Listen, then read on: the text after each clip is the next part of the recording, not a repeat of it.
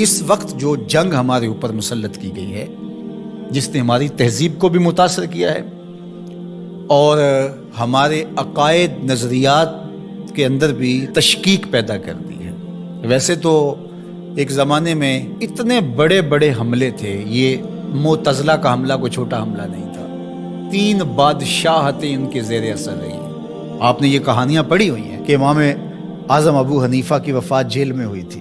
آپ نے یہ سنا ہے کہ امام احمد بن حنبل کے بدن پر 1 انچ جگہ بھی ایسی نہیں تھی جہاں کوڑے کا نشان موجود ہے۔ لیکن آج معتزلہ کے نام سے کوئی گروہ، کوئی فرقہ دنیا پہ دکھائی دیتا ہے، انہوں نے اس کا ناطقہ بند کر دیا۔ دلیل سے، عملی قیام سے، جد و جہد سے۔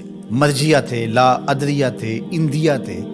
اب آپ کو یہ غیر مانوس لفظ لگ رہے ہوں گے، کیا قدریہ، کیا جبریہ، کیا معتزلہ۔ ایک زمانے میں ان کا طوطی بولتا تھا، باطنیوں کا طوطی بولتا تھا، کرامتہ کا طوطی بولتا تھا۔ یہ اتنے غالب آگے تھے کرامتی کہ طاہر کرامتی نے کعبۃ اللہ سے حجر اسود کو نکال لیا اور کئی سال تک کعبۃ اللہ بغیر حجر اسود کے رہا۔ لیکن وہ زمانہ تھا کہ پھر بھی لوگوں نے قربانیاں دی، لوگوں نے علمی محاکمے کیے، علماء نے تدبیریں کی، سلاطین اسلام کھڑے ہوئے اور مقابلہ کر کے اسلام کی اس قوت رفتہ کو بحال کیا۔ اس وقت جو سب سے بڑا حملہ ہمارے اوپر ہے وہ لادینیت کا حملہ ہے، الحاد جدید کا حملہ ہے۔ اس وقت دنیا کی لادین قوتیں الکفر و ملت واحدہ کی شکل کے اندر کھربوں روپے خرچ کر رہے ہیں کہ مسلمانوں کو کافر تو نہیں بنایا جا سکتا، لیکن ان کو تشکیک میں مبتلا کر دیا جائے، ان کو مسلمان بھی نہ رہنے دیا جائے،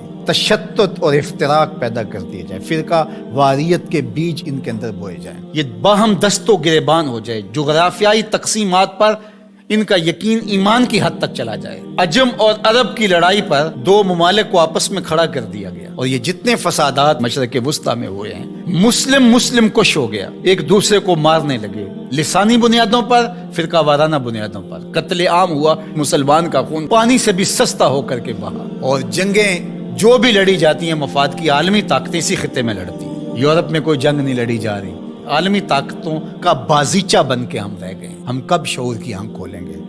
کب ہم بالغ ہوں گے؟ کب بڑے ہوں گے؟ اور اس وقت الحاد جدید کا فتنہ جو ہے وہ سر چڑھ کے بول رہا ہے، اور ان کا سب سے بڑا وار اقلیت پسندی کا نعرہ لگاتے ہیں کہ جو چیز ہے جی اس کو عقل ہی نہیں مانتی تو ہم کس طرح تسلیم کریں۔ اور اس میں سب سے بڑا حملہ جو ہے ان کا معجزے پر ہے۔ جو کہتے ہیں کہ معجزہ جو ہے یہ نہیں ہوتا، وہی پر حملہ ہے، چونکہ یہ بنیادوں کو ڈھا دیا جائے گا تو عمارت خود بخود گر جائے گی نیچے۔ جب وہی کو کمزور کر دے، اس تصور کو دھندلا کر دیا جائے گا، تو کہتے ہیں وہی ممکن نہیں ہے کہ یہ خلاف عقل ہے۔ دنیا کی کتنی چیزیں ہیں جو انسانی عقل میں ابھی تک نہیں آئیں۔ آج سائنس اور ٹیکنالوجی کی سلطنت ہے پوری دنیا کے اوپر، اور اس کے ذریعے سے آپ کہتے ہیں جی بس آج تو جو تجربات کی روشنی میں چیز حاصل ہوگی اسی کو مانیں گے، اور اس کے علاوہ جو سمجھدار ہے، پڑھا لکھا شخص ہے، دانشور ہے، وہ کس طرح اس کو مان سکتا ہے جو عقل انسانی میں یہ چیز نہیں آتی ہے؟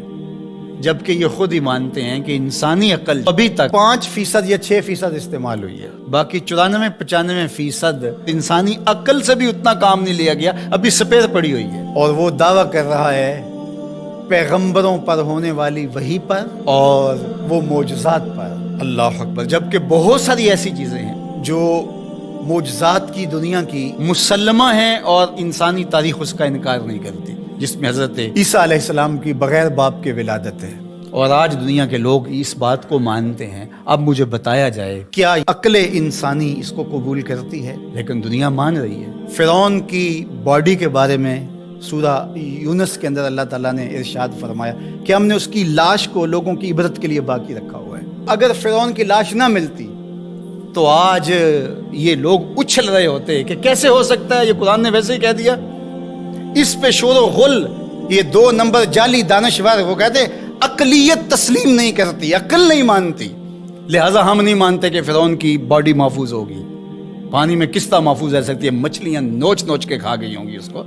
یہ کٹ ملا، یہ پرانے لوگ یہ کیا کہانیاں بیان کر رہے ہیں؟ کیسے ہو سکتا ہے؟ قرآن کے نزول سے 2000 سال پہلے کا واقعہ تھا، اور پھر نزول کے بعد 1250-1300 سال تک یہ سلسلہ باقی رہا۔ تشکک، عقلیت پسندی کے بخیو جڑ کے رکھ دیتی ہیں یہ چیزیں اگر غور کیا جائے۔ تو تو کہتے ہیں کہ یہ ممکن نہیں ہے. تو معراج کے واقعہ کا انکار بھی اس لیے کیا جاتا ہے. معجزہ ایک زندہ حقیقت ہے، اور میرے اور آپ کے آقا و مولا کا سب سے بڑا معجزہ قرآن ہے، اور دوسرا بڑا معجزہ جو میرے حضور کو دیا گیا وہ معجزہ معراج ہے. اب عقل ثانی مانتی ہے یا نہیں مانتی ہے، لیکن میرے حضور وہاں سے ہو کر آئے ہیں جہاں کسی کا تصور بھی نہیں آ سکتا. اللہ اکبر. سی معراج راز محبتاں دا نہیں سی کسے دی سمجھ وچ آن والا. سدیا تال